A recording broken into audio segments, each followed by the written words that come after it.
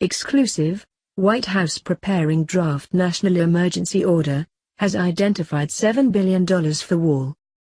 The White House is preparing a draft proclamation for President Donald Trump to declare a national emergency along the southern border and has identified more than $7 billion in potential funds for his signature border wall should he go that route, according to internal documents reviewed by CNN. Trump has not ruled out using his authority to declare a national emergency and direct the Defense Department to construct a border wall as Congress and the White House fight over a deal to end the government shutdown. But while Trump's advisors remain divided on the issue, the White House has been moving forward with alternative plans that would bypass Congress.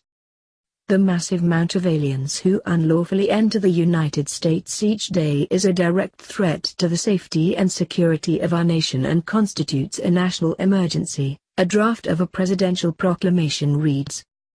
Now, therefore, I, Donald J. Trump, by the authority vested in me by the Constitution and the laws of the United States of America, including the National Emergencies Act, 50 U.S.C. 1601, etc., hereby declare that a national emergency exists at the southern border of the United States, the draft adds. The draft was updated as recently as last week, a U.S. government official told CNN. Related, Senate blocks competing proposals to reopen government. According to options being considered, the administration could pull $681 million from Treasury forfeiture funds, $3.6 billion in military construction, $3 billion in Pentagon civil works funds, and $200 million in Department of Homeland Security funds, the official said. As lawmakers discussed a short-term measure to fund the government Thursday, Trump again raised the prospect of other ways to fund a border wall without congressional approval. I have other alternatives if I have to, and I'll use those alternatives if I have to, he told reporters. A lot of people who wants this to happen. The military wants this to happen. This is a virtual invasion of our country, Trump said. The Defense Department referred a request for comment from CNN to the White House. If the declaration is made, the U.S. Army Corps of Engineers would be deployed to construct the wall, some of which could be built on private property and would therefore require the administration to seize the land, which is permitted if it's for public use. The administration's plans acknowledge the possibility for lawsuits if they move forward with acquiring private property. The documents also reflect a sense of urgency with administration plans, noting that environmental reviews can be skipped and DHS can use waivers to bypass contracting laws. If the president proceeds with the declaration, it'll likely be challenged in court and by Democrats in Congress, as critics have argued that Trump cannot use the National Emergency Authority to free up taxpayer funds and build the border wall he has long promised his political supporters. The question of legality and court challenges is still one of the main hang-ups in using executive action to secure wall funding.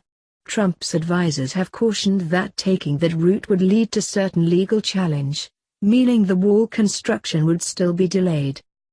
The draft document cites Title 10 of the U.S. Code, which allows Trump to unlock a stash of Pentagon funds that are earmarked but have no signed contracts for spending that money.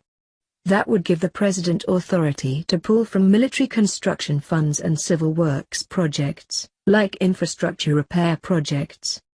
Representative Dan Crenshaw, Republican Texas, tweeted earlier this month that acting White House Chief of Staff Mick Mulvaney assured Texans that he understood the deep concerns about using Harvey relief funds for the border.